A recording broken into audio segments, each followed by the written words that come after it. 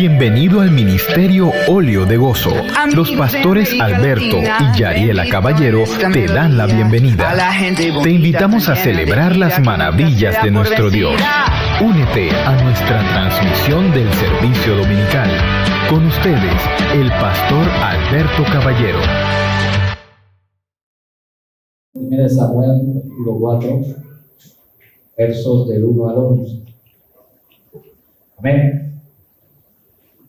Y Samuel habló a todo Israel. Por aquel tiempo salió Israel a encontrar en batalla a los filisteos y acampó junto a Ebenezer. Y los filisteos acamparon en Afec. Y los filisteos presentaron la batalla a Israel, y trabándose el combate, Israel fue vencido delante de los filisteos, los cuales hicieron en la batalla en el campo como a 4,000 hombres, hirieron a 4,000 hombres. Cuando volvió el pueblo al campamento, los ancianos de Israel dijeron: ¿por qué nos ha herido hoy Jehová delante de los filisteos? Traigamos a nosotros de Silo el arca del pacto de Jehová, para que viniendo entre nosotros nos salve de la mano de nuestros enemigos. Y envió el pueblo a Silo, y trajeron de allá el arca del pacto de Jehová de los ejércitos, que moraba entre los querubines. Y los dos hijos de Elí, Ofni y Fines, estaban allí con el arca del pacto de Dios. Aconteció que cuando el arca del pacto de Jehová llegó al campamento, todo Israel gritó con tan gran júbilo que la tierra tembló. Cuando los filisteos oyeron la voz de júbilo, dijeron: ¿qué voz de gran júbilo es esta en el campamento de los hebreos? Y supieron que el arca de Jehová había sido traída al campamento. Y los filisteos tuvieron miedo, porque decían: ha venido Dios al campamento. Y dijeron: ay de nosotros, pues antes de ahora no fue así. Ay de nosotros, ¿quién nos librará de la mano de estos dioses poderosos? Estos son los dioses que hirieron a Egipto con toda plaga en el desierto. Esforzaos, oh filisteos, y sed hombres, para que no sirváis a los hebreos como ellos os han servido a vosotros. Sed hombres y pelead.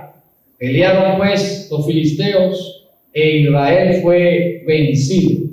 Y huyeron cada cual a sus tiendas, y fue hecha muy grande mortandad, pues cayeron de Israel 30,000 hombres de a pie. Y el arca de Dios fue tomada, y muertos los dos hijos de Elí, Ofni y Fines. Padre, bendice esta palabra, abre nuestros oídos, abre nuestro entendimiento. Padre, mi Rey, háblanos en esta noche, Señor. Dios, queremos escuchar tu dulce voz hablándonos, Señor, a través de tu palabra. Padre, glorifícate y dígenos. Que tu Espíritu Santo, Señor, nos guíe en este estudio. Padre, en el nombre de Jesús, te damos gracias, Señor. Amén y amén. Gloria a Dios.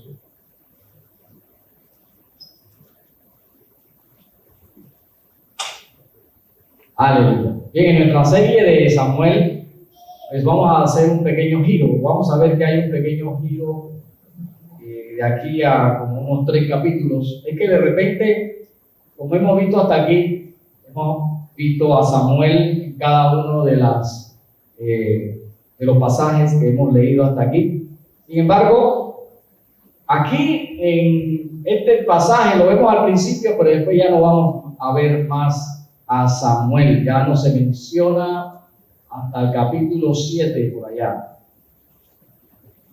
Y no se menciona a Samuel porque la escritura va a enfocarse en otra área. Se va a enfocar ahora en el arca del pacto, como lo hemos mencionado y lo hemos visto en este pasaje.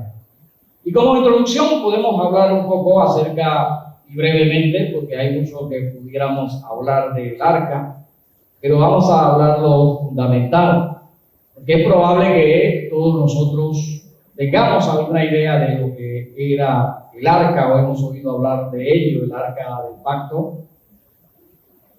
Quizás lo hayamos estudiado en las Escrituras, o lo hayamos visto en alguna de esas películas de Hollywood, ¿no? Que también nos han hecho películas acerca de ello. Bien, físicamente el arca del pacto era un cofre. Era un cofre hecho de madera, cubierto de oro. El Señor le dio instrucciones a Moisés para que lo hiciera. Este cofre pues, tenía unas dimensiones específicas. Era 1,5 codos de alto, 1,5 codos de ancho, y de largo era 2,5 codos. Y este cofre cubierto de oro tenía en su interior 3 elementos. Tenía una vasija de oro, y en esa vasija había una porción del maná que el Señor hizo descender allá en el desierto sobre el pueblo de Israel para que se alimentaran. Contenía también la vara de Aarón que reverdeció, y contenía las tablas de la ley que fueron recibidas por Moisés allá en el desierto también de parte de Dios. Esto era el contenido que había dentro del cofre o del arca. Esta arca o este cofre tenía una tapa. La tapa era completamente de oro sólido, y en cada extremo de la tapa había un querubín, habían 2 querubines que tocaban sus alas y miraban hacia el centro de lo que se llama en la Escritura el propiciatorio. Así era el arca. Eso lo podemos ver en Éxodo capítulo 25 del 10 al 22. También lo podemos ver en Hebreos capítulo 9, verso 4. Ahora, el arca era el símbolo visible de la presencia de Dios en medio del pueblo. Era el símbolo visible de la presencia de Dios en medio del pueblo. Para los israelitas, el arca era la presencia de Dios. O sea que si ellos perdieron el arca, ¿qué perdieron? Perdieron la presencia de Dios. Para ellos lo veían así. En otras palabras, el texto nos habla de que el arca fue capturada, el arca fue robada, por decirlo así, fue capturada. Y los israelitas, ¿qué pensaron? Se robaron a Dios. Los filisteos nos robaron a Dios. Nos robaron a Dios. Se llevaron a Dios. Esto era cómo los israelitas veían esto. Sin embargo, hoy vamos a aprender algunos principios en este pasaje, y sobre todo lo que vamos a ver, y le hemos titulado este pasaje, podemos perder a Dios. ¿Podemos perder a Dios? Como una pregunta. ¿Podemos perder a Dios? Porque muchas veces nuestra idea ritualista y religiosa de Dios puede hacernos perder o tener una equivocada percepción de lo que realmente es Dios y cómo actúa Dios. Bien, lo primero que podemos tener una percepción equivocada de Dios cuando enfatizamos el ritual sobre la relación, y es la relación con Dios. El cristianismo no es un conjunto de ritos y ceremonias. El cristianismo es una relación. Así como dicen algunos, el cristianismo no es una religión, es una relación. Es una relación con Dios. Dios desea que el hombre pueda conocerlo. De eso se trata nuestra fe. Que Dios se revela para que el hombre pueda conocerlo y para que el hombre pueda desarrollar una relación con Él. El pecado rompió y rompe la posibilidad de poder relacionarnos con Dios. Es por eso que Dios envió a su Hijo Jesucristo, precisamente para que nosotros pudiéramos, pues, ese pecado que nos impedía poder llegar a Dios o relacionarnos con Él fuese quitado, y entonces nosotros pudiéramos relacionarnos con Dios. La relación del hombre con Dios fue restaurada por medio de la obra de Jesucristo en la cruz. De eso se trata nuestra fe. Cuando nosotros enfatizamos entonces las formas o los rituales o las ceremonias por encima de esa relación que Dios quiere establecer, entonces perdemos la verdadera concepción de quién es Dios. Jesucristo nos enseñó lo siguiente, Mateo capítulo 6, versos 31 a 33. Jesús nos habla de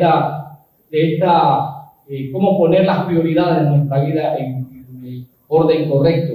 Y dice, no os afanéis, pues diciendo, ¿qué comeremos? ¿O qué beberemos? ¿O qué vestiremos? Porque los gentiles buscan todas estas cosas, pero vuestro Padre Celestial sabe que tenéis necesidad de todas estas cosas. Mas buscad primeramente el reino de Dios y su justicia, y todas estas cosas serán añadidas. Todos nosotros nos preocupamos, todos los días tenemos preocupaciones. Nos preocupamos por aquellas cosas que necesitamos, aquellas cosas que nos hacen falta y que tenemos que obtener. Nos preocupamos porque nuestro problema encuentre solución.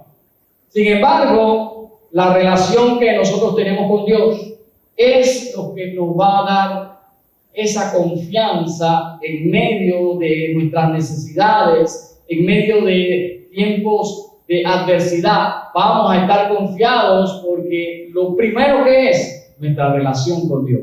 Todo lo demás Dios se encarga. Dios se encarga de todo lo demás. Nosotros debemos preocuparnos por desarrollar una relación. Muchas veces el cristiano coloca su confianza en las formas y en los ritos. ¿Sabe? Muchos se me han acercado pidiéndome que ore, por ejemplo, que lo tenga en oración, y no es malo. Bueno, pastor, ore por mí, y me dicen su necesidad, y oramos por ello, intercedemos por ello. Y es bueno que usted manifieste su necesidad para que los hermanos también oren por usted, que lo tengan en oración, intercedamos, oraremos por usted. Pero ¿qué pasa? Usted también tiene que orar, ¿sí o no? Hay mucha gente que se acerca, hermano, ore por mí, pero confían en que el otro va a orar el otro va a orar, pero yo no oro. ¿Por qué no oro? Porque la gente piensa que el pastor está más cerca de Dios. El pastor se relaciona con Dios. Y usted, hermano, Dios quiere desarrollar esa relación también. Yo puedo orar, pero usted ore también. Dios quiere también escuchar su oración. Dios quiere también establecer una relación con usted. ¿Sabe? El pastor puede orar, pero usted también debe orar. Y ese es el deseo que Dios tiene. Dios quiere escucharlo. Dios quiere escuchar su petición. Dios quiere que usted ore a Él también. Dios quiere que usted se dirija a Dios también. Muchos otros también esperan que el pastor reprenda a sus demonios. Que el pastor vaya a su casa y reprenda su casa y limpie su casa de los malos espíritus. Cuando el Señor nos ha dado a todos nosotros autoridad y poder. ¿Cuántos dicen amén? ¿Y cómo se obtiene? Relacionándonos con Dios. Pero ¿qué pasa? No nos sentimos capaces, no nos sentimos que tenemos autoridad porque no hemos profundizado nuestra relación con Dios. No, pero el pastor sí tiene una relación más profunda, así que él sí puede. No, el Señor quiere que usted también pueda, que usted también tenga autoridad, que desarrolle esa profunda y verdadera relación con Dios, de tal manera que podamos darnos cuenta de que en el mundo espiritual esa relación con Dios nos va a dar autoridad y poder. ¿Cuántos dicen amén a eso?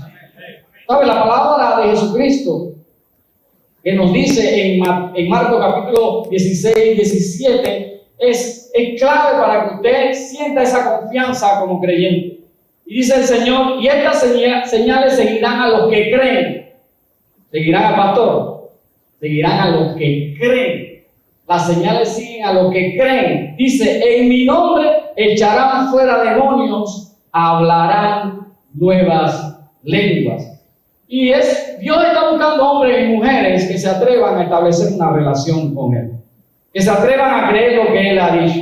Que se atrevan a tomar la autoridad que Él ofrece. Que se atrevan a conocerle más cercanamente. Que no tengan temor de conocer al Dios poderoso. Y que puedan tomar la autoridad que Él nos da y poder ejercer la autoridad y el poder en el mundo espiritual. ¿Sabe? Lo importante no es la oración del pastor, no es la oración del grupo de intercesión, no es la imposición de manos, no es el aceite de la unción.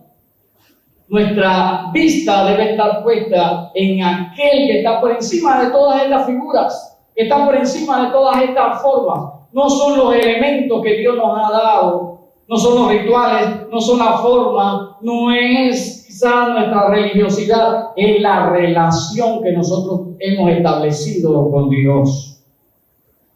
Ahora, eso no significa que todas estas formas y elementos no son importantes. Sí, Dios nos los ha dado para que los utilicemos. No son malos, son buenos. Simplemente un ritual es un patrón que vamos a repetir. Dios nos lo da precisamente para que lo usemos y lo volvamos a usar. Es como cuando nosotros cantamos un coro.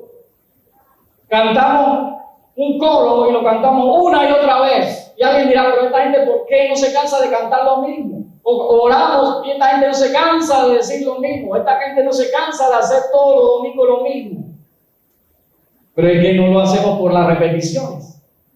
Lo hacemos porque entendemos lo que estamos haciendo. Cuando cantamos, entendemos lo que estamos cantando. Cuando cantamos un coro, nosotros nos metemos en la letra del coro porque es como una oración, una conversación que estamos llevando a cabo con Dios. No importa si la repetimos una y otra vez, es que nosotros elevamos nuestra alabanza a Dios y lo hacemos con todo nuestro corazón. Sin embargo, si simplemente fueran palabras repetidas, lanzadas al viento sin ningún sentido, pues no tendrían ningún valor. Pero para nosotros tienen valor porque tienen un sentido y tienen una razón de ser. Cada vez que nosotros tomamos las formas y las separamos de Dios, estamos enfatizando el ritual o la ceremonia o la forma por encima de la relación que debemos establecer con Dios. Si lo hacemos de esa manera, tendremos siempre una concepción equivocada de lo que es Dios. Y esto es lo que le estaba pasando, lo que le sucedió al pueblo de Israel. El pueblo de Israel le robaron el arca y ellos pensaban, nos robaron, ya no tenemos a Dios con nosotros. Se robaron a Dios. ¿Cómo se puede robar a Dios? Se llevaron la presencia de Dios. Hemos perdido la presencia de Dios. Enfatizamos el ritual sobre la relación cuando nosotros dependemos de la sabiduría humana en lugar de la palabra de Dios. Los israelitas, cuando fueron derrotados en la primera batalla, ellos confiaron en sus formas religiosas en establecer una correcta y verdadera relación con Dios. Y es que el ser humano confía más en sus métodos. El ser humano confía más en una vida religiosa y ceremonial que establecer una cercana relación con Dios. Prefiere el ser humano hacer ritos y llevar formas en su vida que establecer una relación con Dios, que acercarse a Dios íntimamente.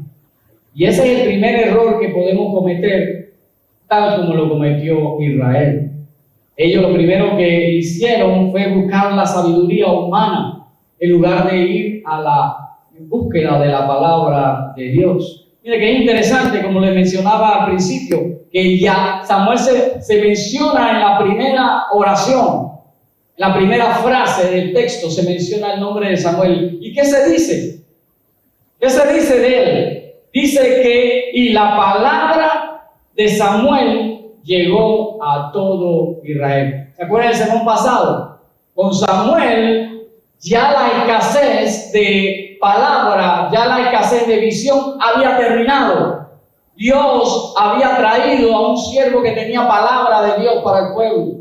Dios había traído a un siervo que tenía visión de Dios para el pueblo. Ya el pueblo ya no debía andar sin visión y sin palabra. Había palabra en medio de Israel, porque estaba su siervo Samuel allí.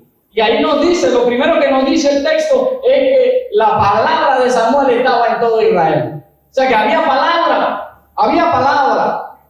Sin embargo, los israelitas tienen una derrota.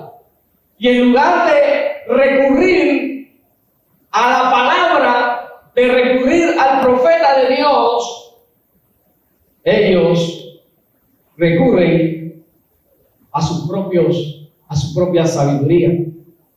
Los israelitas tenían un enemigo muy poderoso, los filisteos.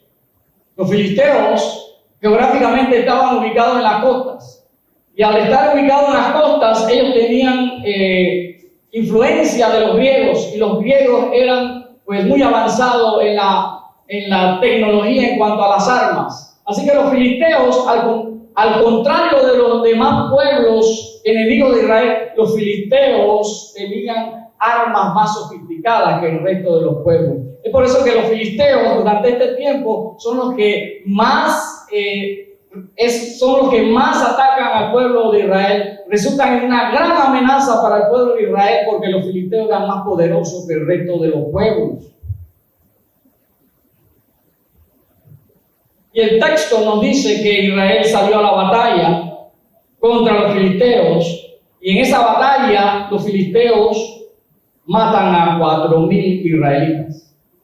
Una gran mortandad, una gran cantidad de israelitas murieron. Cuando los soldados regresan al campamento, los ancianos se preguntaron: ¿por qué el Señor nos ha hecho caer hoy delante de los filisteos? ¿Por qué nos sucedió esto? Y es una pregunta válida, porque nosotros también nos hemos preguntado lo mismo. Cuando nos ocurren cosas malas, nos preguntamos: ¿por qué nos sucedió esto? Si yo soy hijo de Dios, ¿por qué me sucede esto? Si el Señor está conmigo. Se supone que Dios me protege, se supone que Dios me bendice. ¿Por qué me sucede por qué me suceden cosas malas? Y nos hacemos la misma pregunta: ¿por qué Dios permite esto o lo otro sobre mi vida? Y sabe, hay una respuesta para ello. Hay una respuesta. Y estamos seguros que quizás en el momento no la tendremos, pero habrá una respuesta en el tiempo. En el tiempo entenderemos por qué Dios permitió aquello. Siempre va a haber una respuesta. Tarde o temprano la vamos a saber. Pero Israel perdió 4,000 hombres en un día. Una derrota aplastante. Y ellos querían saber por qué. Ellos querían saber por qué sucedió aquello. ¿Qué era lo más conveniente hacer? Pues si querían saber, pregúntele al Señor. Ellos tenían que preguntarle al Señor: ¿por qué, Señor, nos sucedió esto? ¿Y a quién deberían ir? Al profeta, a aquel que tenía palabra de Dios. Tenían que ir. ¿Por qué nos sucedió esto? Estamos seguros que el profeta hubiese tenido una palabra de Dios para ellos. Y la palabra de Samuel llegó a todo Israel. Había profeta, había palabra. Podían recurrir en búsqueda de esa respuesta al profeta. Israel tenía profeta, pero ellos no lo usaron. No están hablando con Dios. Ellos están hablando entre ellos mismos. Ellos no están consultando a Dios. Ellos están consultando entre ellos mismos. Ellos no están buscando la sabiduría de Dios. Ellos están buscando su propia sabiduría. Se reúnen los ancianos y empiezan a pensar, empiezan a planificar sus propios planes. ¿Sabe, hermano? En este lugar hay palabra. ¿Cuántos dicen amén?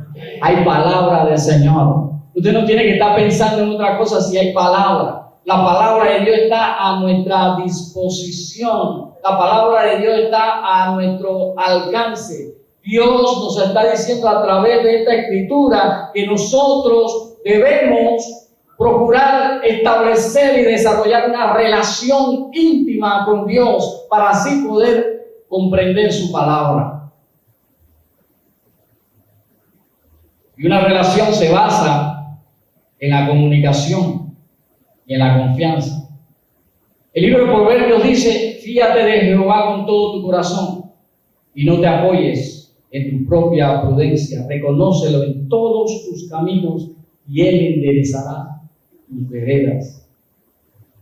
Pero sabe, nosotros muchas veces hacemos lo mismo que hicieron los israelitas. No recurrimos a Dios en busca de las respuestas de las preguntas de la vida. No recurrimos a Dios en busca de palabras e instrucciones de parte de Dios. ¿Sabe por qué no recurrimos a Dios? Porque no hemos establecido una relación profunda con Dios. Cuando usted no tiene confianza en una persona, usted a la última persona que se va a dirigir es a esa persona. Usted se dirige a donde usted siente que tiene más accesibilidad. Pero qué lástima que un cristiano no tenga esa confianza de acercarse a su Señor y encontrar palabra para su vida. Muchos preferimos confiar en las ceremonias, en las formas, en una vida religiosa, en nuestro propio entendimiento. Igual como lo hizo Israel. Israel confió en su sabiduría humana en lugar de buscar palabra de Dios. Enfatizamos también en rituales sobre la relación cuando tratamos de manipular a Dios. Mira lo que los ancianos, a la conclusión que llegaron los ancianos. Dicen los ancianos: traigamos de Silo el arca del pacto de Jehová para que vaya con nosotros y nos salve de nuestros enemigos. O sea que el plan de ellos era llevar el arca a la batalla con nosotros, de tal manera que a Dios no le va a quedar otro remedio que respaldarnos en la batalla. Es como poner a Dios entre la espada y la pared. A Dios no le va a quedar otra alternativa que pelear por nosotros. Él no se va a dejar vencer, es lo que yo pensaba. El arca, Dios no se va a dejar vencer. La batalla está asegurada. Llevemos el arca a la batalla. Dios tendrá que darnos la victoria. Dios tendrá que darnos la victoria. No consultaron a Samuel. No buscaron a Dios. En cambio, estaban tratando de manipular a Dios para que les diera la victoria a llevar el arca a la batalla. ¿Alguna vez usted ha tratado de manipular a Dios? ¿Sabe? Normalmente lo hacemos. Lo hacemos como lo hacen los niños. ¿Sabe? Muchos dicen: ahora voy a dejar de ir a la iglesia hasta que Dios me responda a mi oración. Nos comportamos como niños a veces delante de Dios, como esos niños manipuladores que hacen un berrinche para que su papá haga lo que ellos quieren. Nos comportamos así, como: ahora no te hablo, Señor. Como que si yo no te hablo, Señor, entonces me vas a poner atención. Y tratamos a Dios como si Dios estuviera obligado a hacer lo que nosotros queremos. O le decimos: Señor, si yo hago esto, entonces tú tendrás que hacerlo aquello. Y queremos entonces de esta manera manipular a Dios. ¿Sabe? Dios no quiere que lo manipule. Dios no se deja manipular. No vamos a poder manipular a Dios. Lo que Dios quiere es que nos relacionemos con Él. Cuando nosotros pensamos que podemos y tratamos de manipular a Dios, entonces hemos perdido la verdadera concepción de lo que Dios es realmente. Pensamos que Dios puede ser manipulado, eso es, tienes una idea de Dios totalmente equivocada. Dios no puede ser manipulado. Enfatizamos el ritual sobre la relación cuando esperamos la bendición de Dios sin que haya un arrepentimiento. Y eso fue otra cosa que hizo Israel. Porque ¿quiénes llevaban el arca? Los hijos de Elí, del cual hemos hablado en todos estos sermones. Los hijos de Elí, Ofni y Fines, estaban allí con el arca del pacto de Dios. Ellos eran los sacerdotes. ¿Saben quiénes llevaban el arca? Los sacerdotes.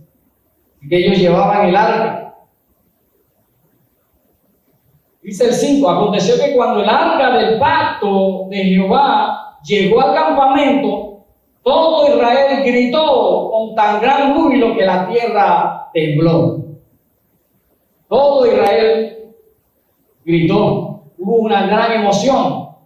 Eso era un culto pentecostal que había allí cuando llegó el arca. Hubo emoción, hubo grito, hubo júbilo. El arca ha llegado. ¿Sabe cuán fácil nosotros podemos equivocarnos? Pensamos que la emoción tiene que ver con la espiritualidad y no es así. Ahí estaba, ¿quiénes estaban cargando el arca? Ofni y Fines, los dos hijos de Elí, los cuales eran abusadores, cometían abusos, aberraciones en el templo, robaban las ofrendas, le robaban a los ofrendantes, dormían con las mujeres en el templo y todo Israel lo sabía. Todos aquellos que estaban jubilosos, todos sabían que los dos que estaban llevando el arca eran unos pecadores. Sin embargo, cuando aparecen llevando el arca, empieza el griterío. El pueblo grita emocionado, dice que hasta tembló la tierra. ¿Sabe? La presencia del Señor nos emociona, ¿sí o no? Nos emociona. Yo también me hubiera emocionado si veo el arca allí, la presencia de Dios en medio de nosotros. Pero no podemos confundir una cosa con la otra. Todos sabían qué clase de hombres eran Ofni y Fines. Todos debían haber reaccionado de otra manera. Cuando vieron a Ofni y Fines ver cargar el arca de Dios, los gritos no debieron haber sido de júbilo y de celebración, sino de lamento y de desaprobación. Debieron haber rasgado su ropa y arrojado polvo sobre su cabeza, porque el arca estaba siendo llevada por dos hombres impíos. ¿Y sabe qué significa eso? Esperar la bendición de Dios sin arrepentimiento. El arrepentimiento por el pecado es fundamental para mantener la comunión y la relación con Dios. Cuando nosotros ponemos un objeto religioso, cuando ponemos el rito, cuando ponemos la ceremonia por encima de una correcta relación con Dios, y una correcta relación con Dios involucra estar en una actitud de humildad y arrepentimiento delante de Él. Entonces terminaremos esperando que Dios tenga que bendecirnos a pesar de que no nos hemos arrepentido delante de Él. Eso es lo que el pueblo estaba esperando. Dios va a bendecirnos. No importa que estos sean impíos pecadores que están llevando el arca de Dios, Dios nos va a bendecir de todas maneras. Nosotros no puedes aferrarte a tu pecado y tener una relación con Dios correcta al mismo tiempo. Necesitamos confesar nuestros pecados y tener una relación de perdón de parte de Dios.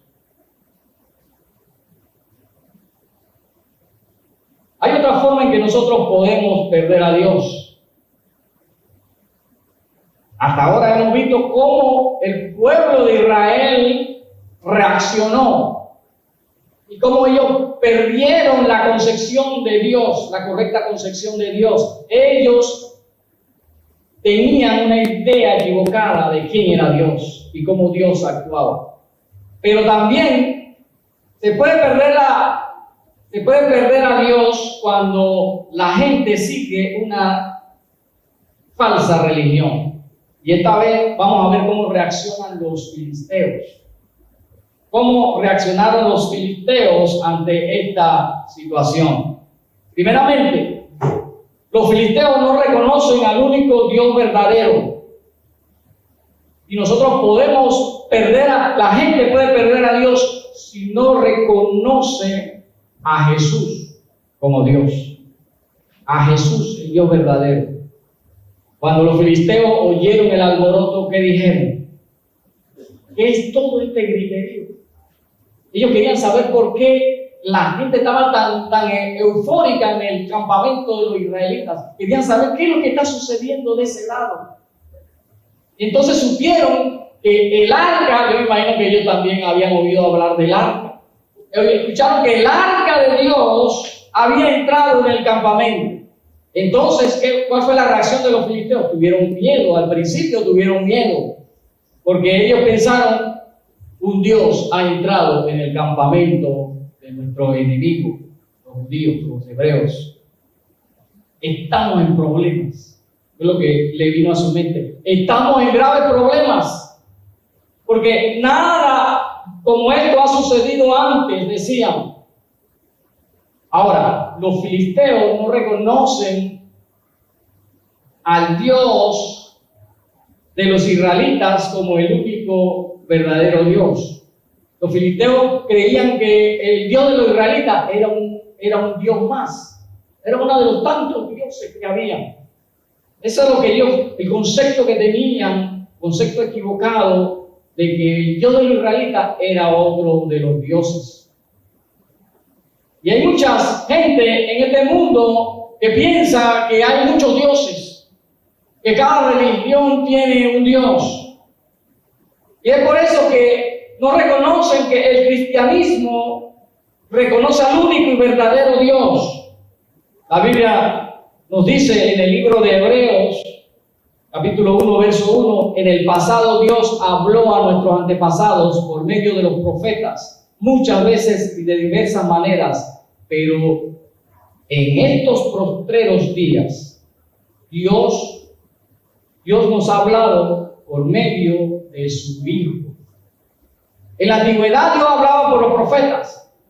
Y dice el libro de Hebreos, ahora en estos postreros días, Dios nos habla de sí mismo o se revela por medio de su Hijo. Por medio de Jesucristo, nosotros conocemos quién es Dios. Y también creemos que aparte de Jesús, no hay manera de llegar a Dios. ¿Amén o no amén? No hay otro camino. No hay otro camino que nos lleve a Dios. No hay otro camino que nos dé acceso a Dios. Jesús mismo dijo, yo soy el camino, la verdad y la vida. Nadie viene al Padre sino por mí. Juan 14:6. Primera Juan 2:23 dice, nadie que tenga al Hijo tiene al Padre. Y el que reconoce al Hijo también al Padre. Tiene al Padre. O sea que creer en Jesús es esencial para tú establecer una relación con Dios. No podemos establecer una relación con Dios sino a través de Jesús. Él es el único camino. Es esencial creer en Jesús. Él es el único y verdadero Dios. Él es Padre, Hijo y Espíritu Santo. Y quien no conoce a Jesús como su Señor, no va a conocer al único y verdadero Dios. Entonces la gente se pierde o pierde a Dios si sigue una religión falsa o un falso concepto de quién es Dios. Y los filisteos decían, ¡ay de nosotros! ¿Quién nos librará de la mano de los dioses poderosos? Ese era el concepto que ellos tenían del Dios de Israel. Son los dioses que hicieron a los egipcios, que hirieron a los egipcios con toda clase de plagas en el desierto. Los filisteos sabían algunas cosas del Dios de Israel, algunas cosas. Sabían que el Dios de Israel era poderoso. Sabían que el Dios de Israel había derrotado a los egipcios. Sabía que el Dios de Israel había protegido a los israelitas a través de su caminar en el desierto. Pero también los filisteos tenían mucha desinformación acerca de Dios. Hablaban del Dios de Israel como los dioses, como si Israel tuviera varios dioses, como si Israel tuviera varias deidades, o que la fuerza de sus dioses provenía de la gran cantidad de dioses que había. No era una concepción acertada del Dios de Israel. Y también tenían equivocado la información acerca de lo que Dios hizo en el desierto. Porque ellos hablaban de las plagas en el desierto. Y las plagas no fueron en el desierto, fueron en Egipto. Estaban equivocados, estaban errados, tenían buena idea, pero la concepción de Dios estaba equivocada. Había mucha desinformación en medio de los filisteos acerca de quién era Dios, el Dios de Israel. Y sabe, mucha gente en este mundo está plagada en su mente de desinformación acerca del Dios al que nosotros adoramos. ¿Cuántos creen eso? Están desinformados. Tienen un concepto equivocado de nuestro Dios. ¿Y por qué están desinformados? Porque no han recibido la información correcta. Y si no han recibido la información correcta, es por eso que rechazan el cristianismo. Porque no entienden qué es el cristianismo. Hubo dos investigadores cristianos, Hickman y Lyons, que hicieron un informe acerca de la fe cristiana. Y hicieron un libro llamado Informe No Cristiano. Y era sobre una investigación realizada sobre lo que nuestra generación piensa sobre el cristianismo. Y la investigación que estos hicieron mostraron algunos puntos que vamos a leer rápidamente aquí.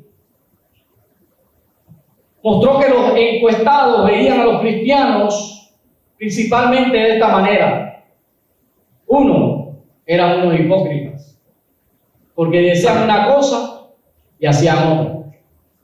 Dos, demasiado enfocados en conseguir conversos. Ven a las personas como números y objetivos. Tres, antihomosexuales, intolerantes. Cuatro, protegido, anticuado, aburrido, fuera del contacto con la realidad. O sea que estamos desenfocados de la realidad. 5, demasiado político, motivado por una agenda política conservadora. El estudio fue hecho en Estados Unidos, y eso pasa allá.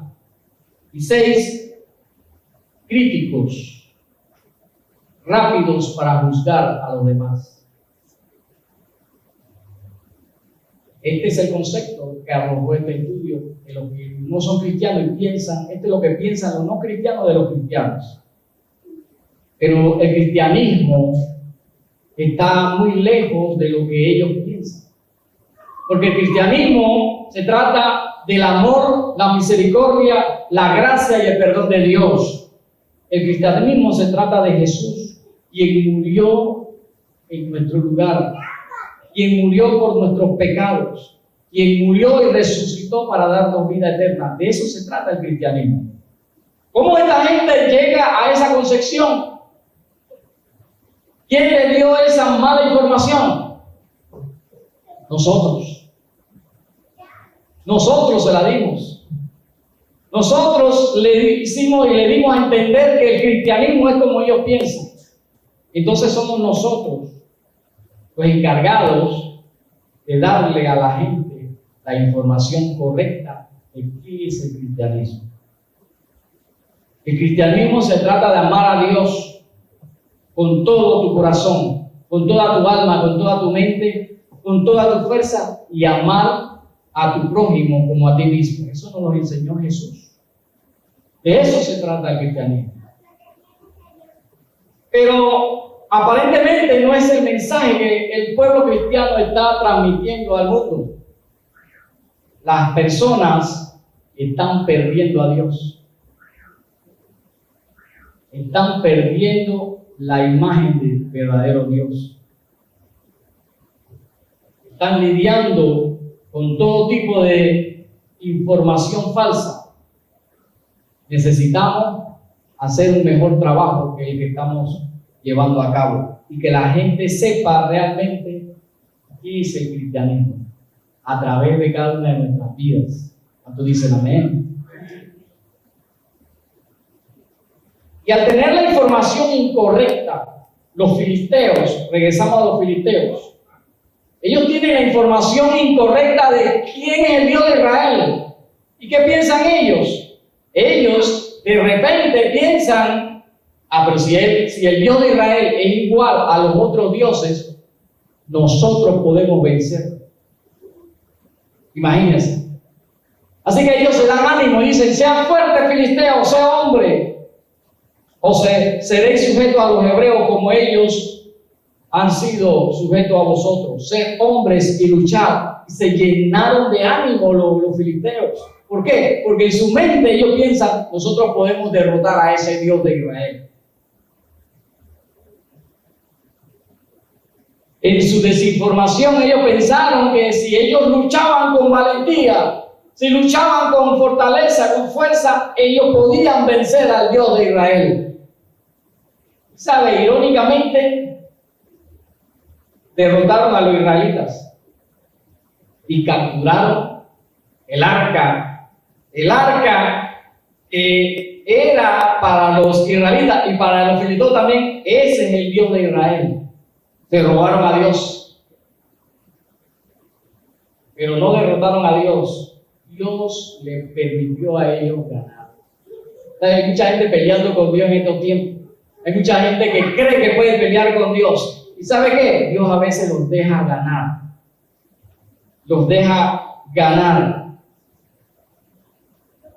para cumplir su propósito. Job capítulo 23 dice, Dios está solo y ¿quién puede oponérsele? Él hace lo que le place. Nadie puede pelear con Dios y pretender ganar. Dios te deja ganar. ¿Sabes que Dios dejó ganar a Jacob, perdón. Dios lo dejó ganar. ¿Usted cree que Jacob peleó con Dios y lo venció? Nadie puede vencer a Dios. Dios te deja ganar para cumplir su propósito. Dios te hace pensar que tú ganaste.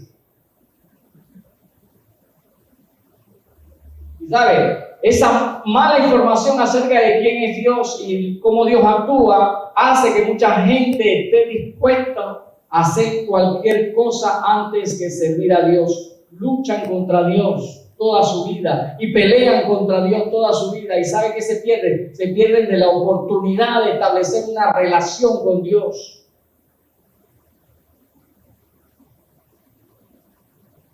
Y por último,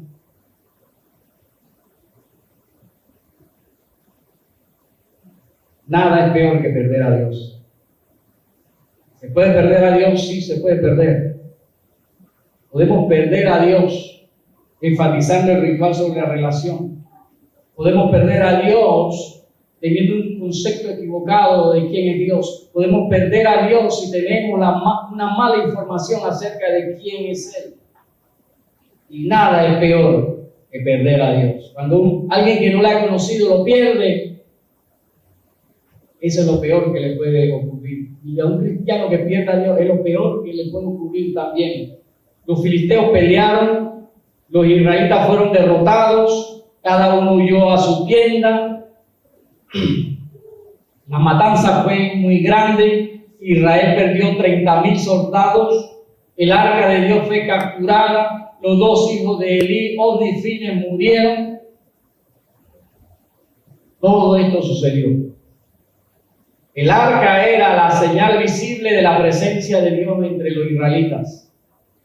Y el mismo hecho de que el arca fuese capturada significaba que Dios, y no es que se llevaron el arca y se llevaron a Dios, no, sino que Dios los había dejado solos. Antes de que el arca fuese capturada, ya Dios no estaba con Israel.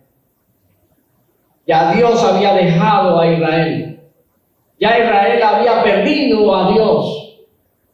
Cuando ellos enfatizaron sus rituales y sus ceremonias antes de establecer una relación con Dios, cuando ellos se confiaron en su propia sabiduría antes de buscar palabra de Dios, perdieron a Dios. Perdieron a Dios. La toma del arca simplemente fue una representación de lo que ya había sucedido. Una confirmación del triste estado en que Israel se encontraba en ese momento.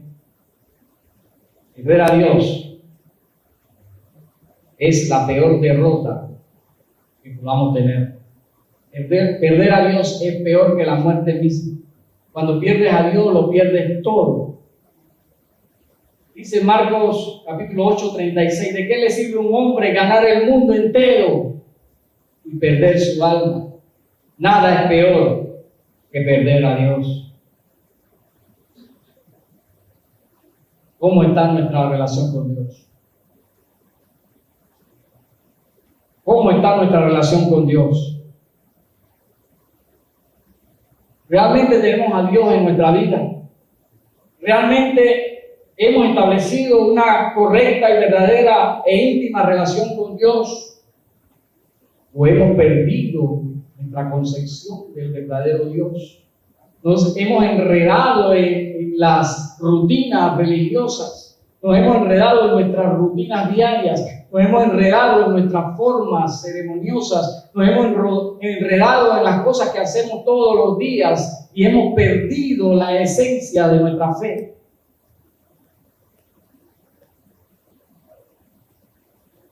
Primera de Pedro, capítulo 3, verso 18, dice, porque Cristo murió por los pecados una vez por todas, el justo por el injusto, para llevarnos a Dios. Para esto Jesús vino a esta tierra. Jesús vino a esta tierra para llevarnos a Dios. Jesús vino a esta tierra para que nosotros pudiéramos establecer una cercanía con Dios, una relación con Dios, una intimidad con Dios. Para eso vino Jesús. Para eso Jesús murió en la cruz, para atraernos y llevarnos a Dios, para restaurar una relación con Dios. Nada es peor que perder a Dios. ¿Sabe? Dios está aquí. ¿Cuánto lo creen? Dios está aquí. Pero el hecho de que Dios está aquí no significa que lo tengamos. Dios puede estar presente, pero lo hemos perdido. Que no suceda eso en nuestra vida. Dios está aquí. Y podemos llegar a Él. Podemos llegar a Él a través de Jesucristo. Esa es nuestra confianza. Podemos llegar a Él a través de lo que Jesús ha hecho por nosotros. Te doy gracias, Señor, por tu palabra. Ya conoces nuestro canal